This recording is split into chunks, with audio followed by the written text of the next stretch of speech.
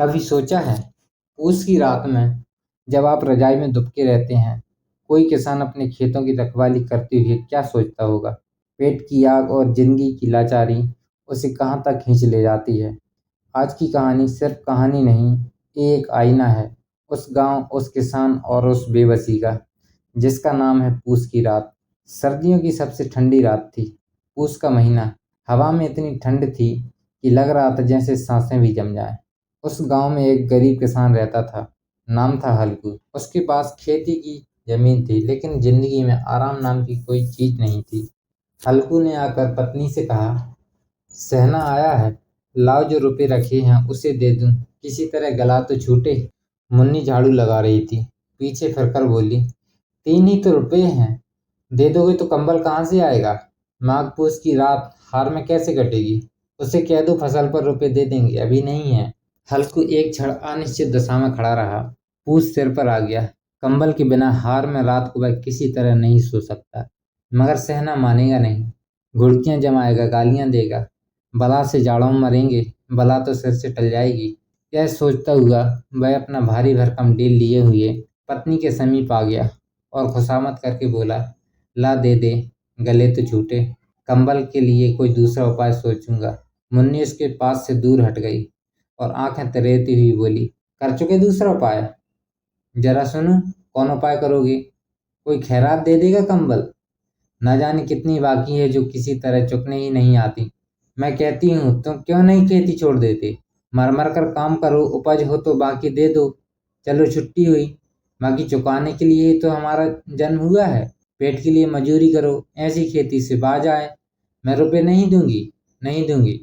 हल्कू उदास होकर बोला, तो क्या गाली खाऊं? मुन्नी ने तड़प कर कहा, गाली क्यों देगा? उसका क्या राज है? मगर यह कहने के साथ ही उसकी तनी हुई भौहें ढीली पड़ गईं। हल्कू के उस वाक्य में जो कठोर सत्य था, वह मानो एक भीषण जंतु की भांति उसे घूर रहा था। उसने जाकर आले पर से रुपए निकाले और लाकर हल्कू के हाथ पर रख दिए। फिर बोली, तुम छोड़ दो अब की से खेती। मजूरी में सुख से एक रोटी तो खाने को मिलेगी, किसी की धौंस तो न रहेगी। अच्छी खेती है, मजूरी करके लाओ। अच्छी खेती है, मजूरी कर कर लाओ। वह भी उसी में झोंक दो, उस पर से धौंस। हल्कू ने रुपए लिए और इस तरह बाहर चला मानो अपना हृदय निकाल कर देने जा रहा हो। उसने मजूरी से एक एक पैसा काट कपट कर 3 रुपए कंबल के लिए जमा किए थे। वह आज निकले जा रहे थे। एक एक पग के साथ उसका मस्तक अपनी दीनता के भार से दबा जा रहा था। पूस की अंधेरी रात, आकाश पर तारे ठिठुरते हुए मालूम होते थे। हल्कू अपने खेत के किनारे ऊख के पत्तों की एक छतरी के नीचे बांस की खटोले पर अपनी पुरानी गाढ़े की चादर ओढ़े बड़ा कांप रहा था। खाट के नीचे उसका संगी कुत्ता जबरा पेट में मुंह डाले सर्दियों से कूं कूं कर रहा था। दो में से एक को भी नींद न आती। हल्कू ने घुटनियों को गर्दन में चिपकाते हुए कहा, क्यों जबरा, जाड़ा लगता है? कहता तो था घर में पुआल पर लेट रहे। तो यहाँ क्या लेने आए थे? अब खाओ ठंड, मैं क्या करूं? जानते थे मैं यहाँ हलवा पूड़ी खाने आ रहा हूँ, दौड़े दौड़े आगे आगे चले आए। अब रो नानी के नाम को। जबरा ने पड़े पड़े दुम हिलाई और अपनी कूकों को दीर्घ बनाता हुआ एक बार जम्हाई लेकर चुप हो गया। उसकी स्वान बुद्धि ने शायद ताड़ लिया, स्वामी को मेरी कूकों से नींद नहीं आ रही है। हल्कू ने हाथ निकालकर जबरा की ठंडी पीठ सहलाते हुए कहा, कल से मत आना मेरे साथ, नहीं तो ठंडे हो जाओगी। यह रात पछुआ ना जाने कहाँ से बर्फीली आ रही है। उठूं चिलम भरूं, किसी तरह रात तो कटे। 8 चिलम तो पी चुका हूँ। एक खेती का मजा है और एक एक भगवान से ऐसे पड़े हैं जिनके पास जाड़ा जाए तो गर्मी से घबरा कर भागे। मोटे मोटे गद्दे, लिहाफ, कंबल। मजाल है जाड़े का गुजर हो जाए। तकदीर की खूबी है, मजूरी हम करें, मजा दूसरे लूटें। हल्कू उठा और गड्ढे में से जरा सी आग निकालकर चिलम भरी। जबरा भी उठ बैठा। हल्कू ने चिलम पीते हुए कहा, पिएगा चिलम? जाड़ा तो क्या जाता है, हाँ जरा मन बहल जाता है। जबरा ने उसके मुंह की ओर प्रेम से छलकती हुई आंखों से देखा। हल्कू आज और जाड़ा खा ले, कल से मैं यहाँ पुआल बिछा दूंगा, उसी में घुसकर बैठना, तब जाड़ा ना लगेगा। जबरा ने अगले पंजे उसकी घुटनियों पर रख दिए और उसके मुंह के पास अपना मुंह ले गया। हल्कू को उसकी गर्म सांस लगी। चिलम पीकर हल्कू फिर लेटा और निश्चय करके लेटा कि चाहे कुछ हो अब की सो जाऊंगा। पर एक ही क्षण में उसके हृदय में कंपन होने लगा। कभी इस करवट लेटता, कभी उस करवट, पर जाड़ा किसी पिशाच की भांति उसकी छाती को दबाए हुए था। जब किसी तरह ना रहा गया तो उसने जबरा को धीरे से उठाया और उसके सिर को थपथपाकर अपनी गोद में सुला लिया। कुत्ते की देह से न जाने कैसी दुर्गंध आ रही थी, पर उसे अपनी गोद में चिमटाए हुए वह ऐसे सुख का अनुभव कर रहा था जो इधर महीनों से उसे ना मिला था। जबरा शायद समझ रहा था कि स्वर्ग यही है, और हल्कू की पवित्र आत्मा में तो उस कुत्ते के प्रति घृणा की गंध तक न थी। अभिन्न मित्र या भाई को भी वह इतनी ही तत्परता से गले लगाता। वह अपनी दीनता से आहत न था जिसने आज उसे इस दशा को पहुंचा दिया। नहीं, इस अनोखी मैत्री ने जैसे उसकी आत्मा के सब द्वार खोल दिए थे और उसका एक एक अणु प्रकाश से चमक रहा था। सहसा जबरा ने किसी जानवर की आहट पाई। इस विशेष आत्मीयता ने उसमें एक नई स्फूर्ति पैदा कर दी थी जो हवा के ठंडे झोंकों को तुच्छ समझती थी। वह झपट कर उठा और छपरी के बाहर आकर भौंकने लगा। हल्कू ने उसे कई बार बुलाया पर वह उसके पास न आया। हार में चारों तरफ दौड़ दौड़ कर कुत्ता भौंकता रहा। एक क्षण के लिए भी आ जाता तो तुरंत ही फिर दौड़ता। कर्तव्य उसके हृदय में अरमान की भांति उछल रहा था। 1 घंटा और गुजर गया। रात ने इस चीत को हवा से धतकाना शुरू किया।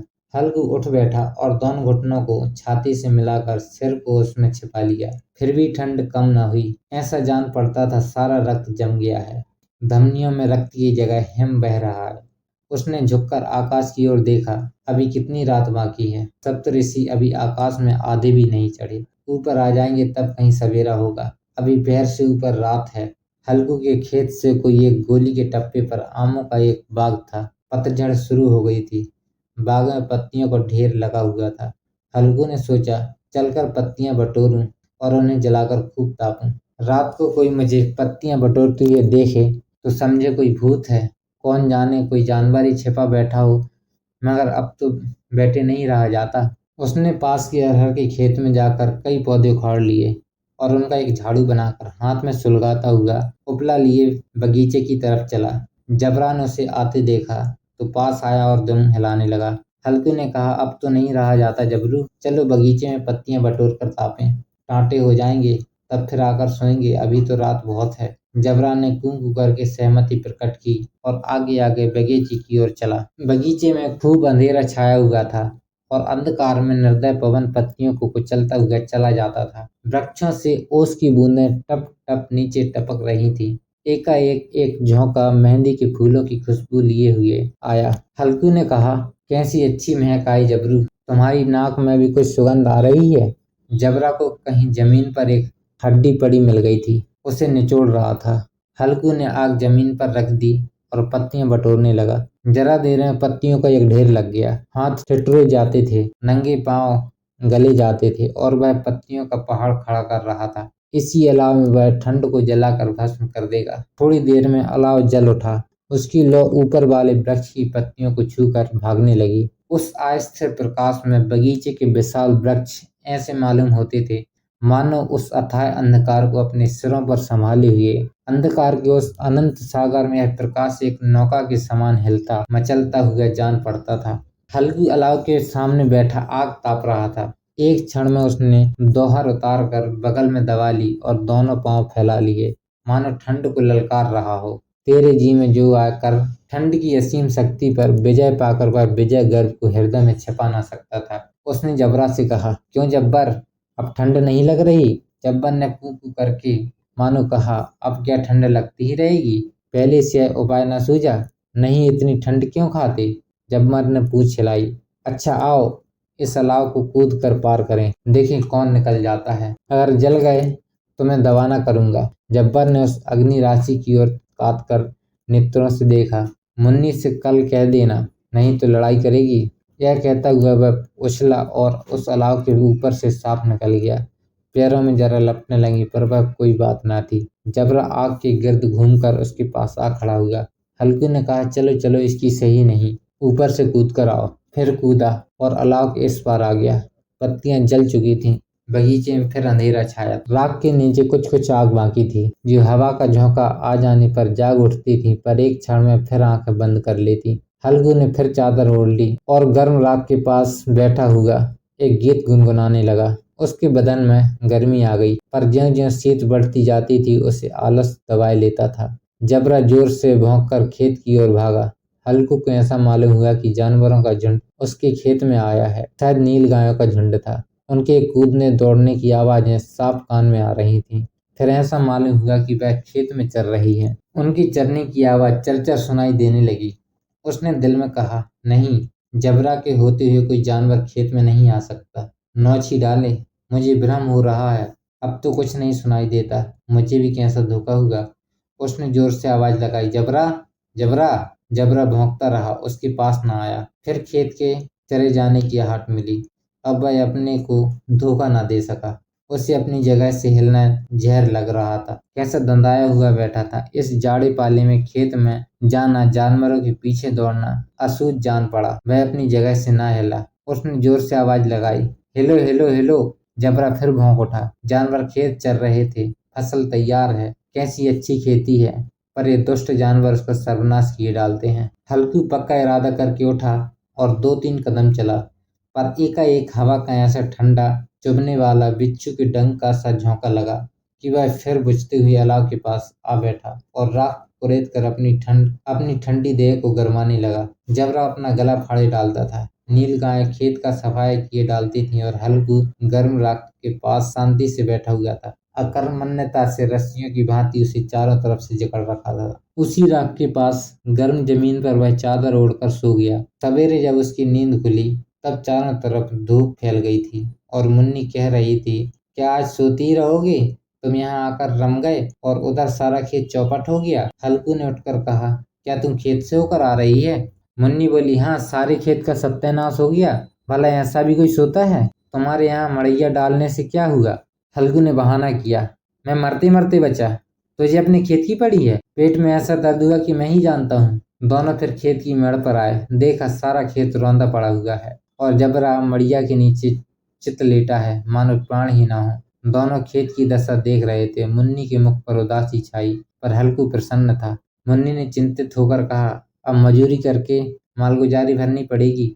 हल्कू ने प्रसन्न मुख से कहा, रात की ठंड में यहाँ सोना तो न पड़ेगा। हल्कू ने आज पहली बार खुद को हारता हुआ नहीं, बल्कि आजाद होता हुआ महसूस किया। उसने खेत नहीं बचाया, उसने खुद को बचाया। उसने पहली बार उस बेबसी से विद्रोह किया जो सालों से उसकी रगों में खून बनकर दौड़ रही थी। हल्कू हार गया या जीत गया, ये आज भी एक सवाल है, लेकिन उसकी मुस्कान उस रात उस इंसान की थी जिसने खुद को चुना। अगर हल्कू की ये कहानी आपके दिल को छू गई हो, तो इस वीडियो को लाइक कीजिए, सब्सक्राइब कीजिए स्टोरी विद सुल्तान को, जहां हम ऐसी ही कहानियों को जिंदा करते हैं। और हाँ, इस कहानी को किसी दोस्त के साथ जरूर शेयर कीजिए जो जिंदगी की ठंडी रातों से लड़ रहा है।